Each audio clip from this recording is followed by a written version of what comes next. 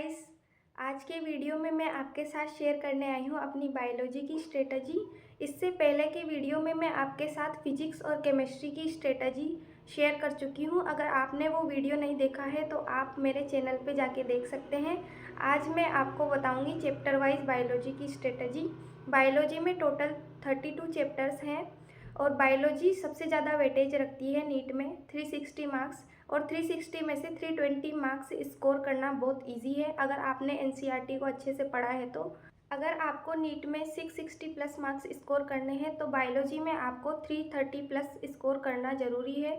और ये काफ़ी इजी सब्जेक्ट है तो इसमें 330 प्लस आसानी से स्कोर किया जा सकता है। बायोलॉजी में मैक्सिमम चैप्टर्स रटने वाले हैं, इसमें आपको कोई दिमाग नहीं लगाना है।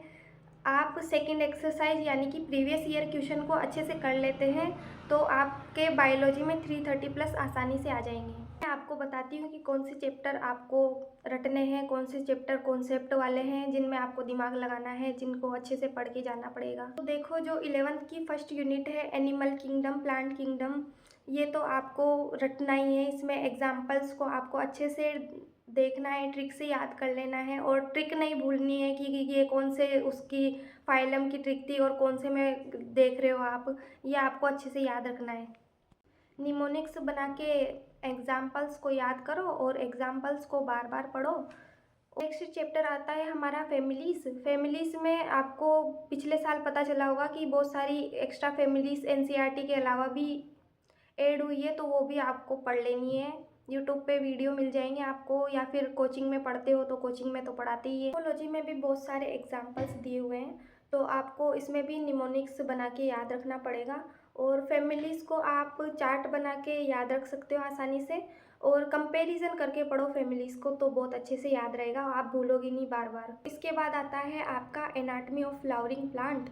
ये कॉन्सेप्चुअल चैप्टर है तो इसके लिए आपको डिटेल लेक्चर देखना पड़ेगा।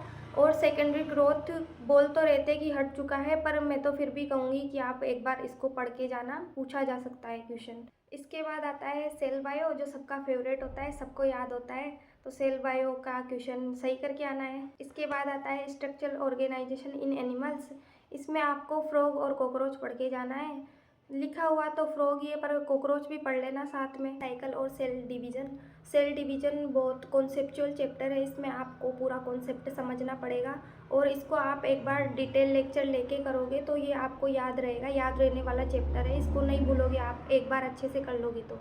नेक्स्ट चैप्टर है हमारा बायोमोलिक्यूल। बायोमोलिक्यूल बहुत इजी चैप्टर है, पूरे 11th का सबसे इजी चैप्टर ही बायोमोलिक्यूल। के बाद आती है हमारी प्लांट फिजियो। प्लांट फिजियो में आपको तीनों चैप्टर बहुत डिटेल से करने पड़ेंगे। इसमें पूरा आपको एक एक चीज़ समझनी पड़ेगी, एक एक साइकिल को समझना पड़ेगा। केल्विन साइकिल, C4 साइकिल, इसमें इंटरमीडिएट भी आपको याद रखने पड़ेंगे। प्लांट फिजियो में हमारा लास्ट चैप्टर आता है प्लांट ग्रोथ एंड डेवलपमेंट। इसमें आपको पूरे हार्मोन के फंक्शन देखने पड़ेंगे और इसको याद रखना पड़ेगा, तो ये भी थोड़ा याद रखने वाला चैप्टर है। प्लांट ग्रोथ एंड डेवलपमेंट में आप सारे हार्मोन को एक चार्ट बना के और चिपका सकते हो और डेली उसको पढ़ के याद रख सकते हो। बाद आती है हमारी लास्ट यूनिट 11th की एनिमल फिजियोलॉजी, जो सबकी फेवरेट होती है, वो सबको आसानी से याद हो जाती है। एनिमल फिजियो के भी सारे चैप्टर कॉन्सेप्चुअल हैं तो आप उसको अच्छे से देख के जाना, लेक्चर डिटेल लेक्चर लेके जाना उसका। तो यहाँ हमारी 11th ख़त्म होती है और